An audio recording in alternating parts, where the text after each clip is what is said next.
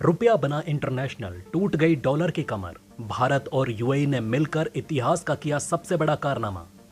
G20 से भी बड़ा संगठन बनेगा ब्रिक्स।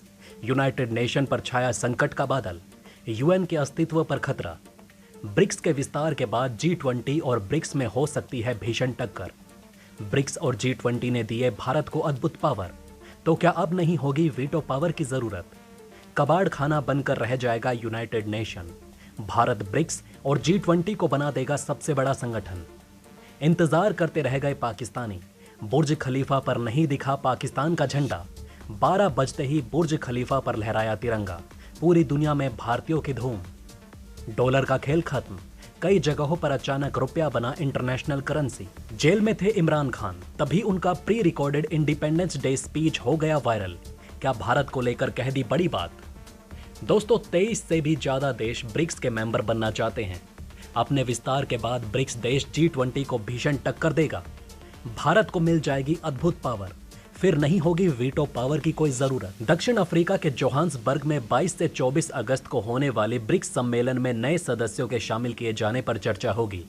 जानकारों का दावा है कि नए सदस्यों के ब्रिक्स में शामिल होने पर यह जियोपॉलिटिक्स में G20 के मुकाबले खड़ा हो सकता है। ब्रिक्स देशों में इस वक्त दुनिया की लगभग आधी आबादी रहती है।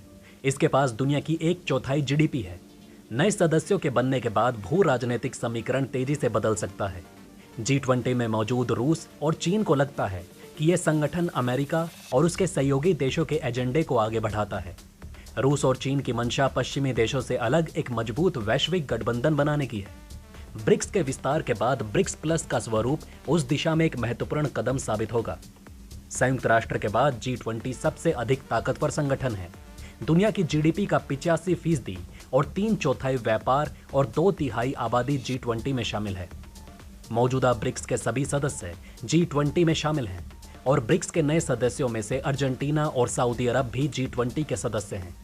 ब्रिक्स हो या G20 या फिर SCO, इन संगठनों में केवल भारत ही एकमात्र ऐसा देश है जो दोनों पक्षों के साथ समान भाव से जुड़ा है। रूस के बाद चीन के साथ भी अमेरिका और पश्चिमी देशों का तनाव बढ़ता जा रहा है। आने वाले समय में इन संगठनों के बीच आपसी प्रतिस्पर्धा में भारत की भूमिका अहम साबित होगी। भारत एकमात्र ऐसा देश होगा जो दोनों पक्षों के लिए विश्वसनीय होगा। भारत की आर्थिक मजबूती और विभिन्न वैश्विक मंचों पर जोरदार उपस्थिति अंतर्राष्ट्रीय राजनीति में भारत के लिए एक सुनहरा मौका लेकर आने वाली है। विभिन्न संगठनों के बीच संवाद और संतुलन कायम करने में भारत एक प्रभावी भूमिका अदा कर सकता है। वहीं दोस्तों, इस बार बुरी तरह से निराश हो गए पाकिस्तानी, क्योंकि बुर्ज खलीफा पर नहीं दिखा उनका झंडा।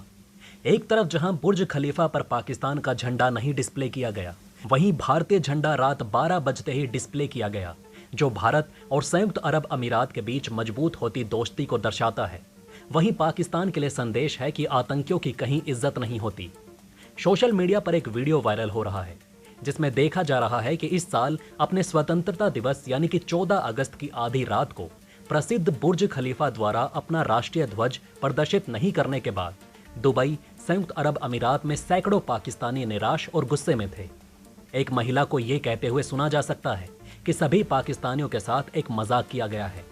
भारत और संयुक्त अरब अमीरात के लिए इस साल का स्वतंत्रता दिवस इसलिए भी खास है क्योंकि पहली बार दोनों देशों के बीच स्थानीय करेंसी में कारोबार शुरू किया गया है।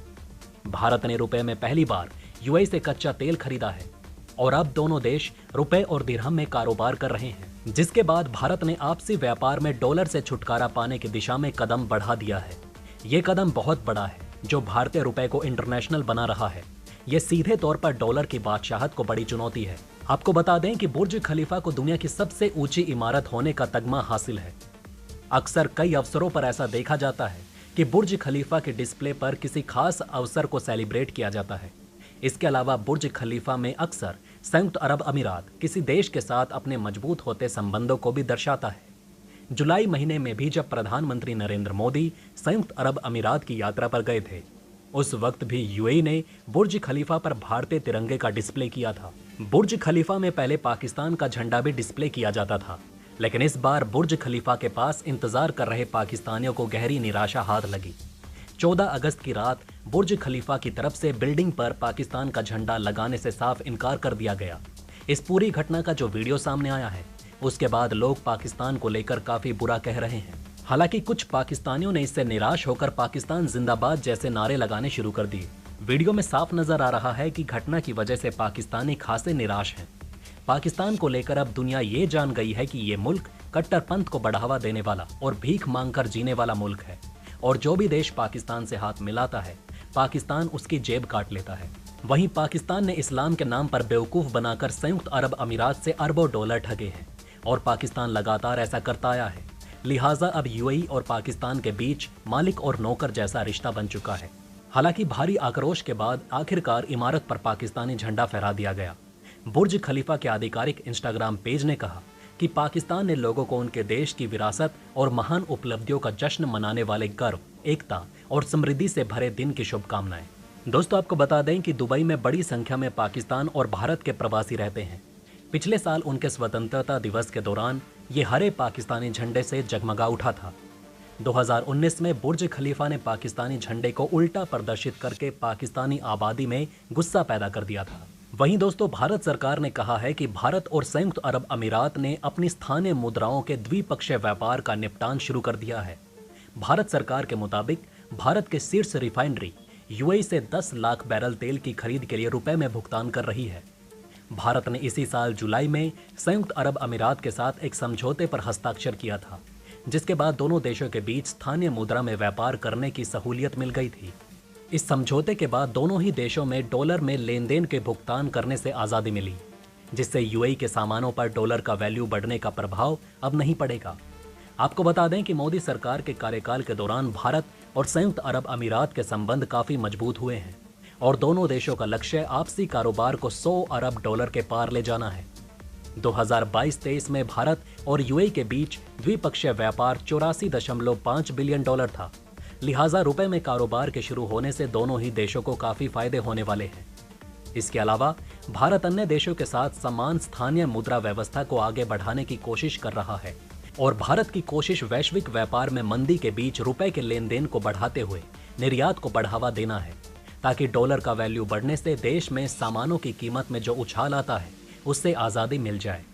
सोने के साथ रुपया दिरहम ट्रेड का कारोबार शुरू होने के बाद अब दोनों देशों के बीच कच्चे तेल का कारोबार भी स्थानीय मुद्रा में शुरू हो गया है।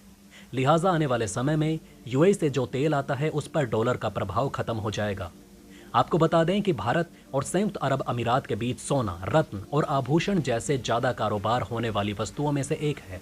वहीं दोस्तों, पाकिस्तान के पूर्व प्रधानमंत्री इमरान खान ने 77वें स्वतंत्रता दिवस के पहले से रिकॉर्ड किए गए वीडियो संदेश में कहा कि पाकिस्तानियों को न्याय और समानता के लिए संघर्ष करना चाहिए, क्योंकि केवल वही देश फलता फूलता है जो न्याय और योग्यता को महत्व देता है।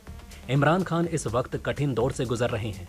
उन्हें जेल में बंद कर दिया गया है, उनके साथ आतंकियों जैसा व्यवहार किया जा रहा है, उन पर 5 साल तक चुनाव न लड़ने की पाबंदी भी लगाई जा चुकी है। तो दोस्तों, इस वीडियो में फिलहाल के लिए इतना ही। जल्द ही मिलते हैं एक और नई अपडेट के साथ। धन्यवाद।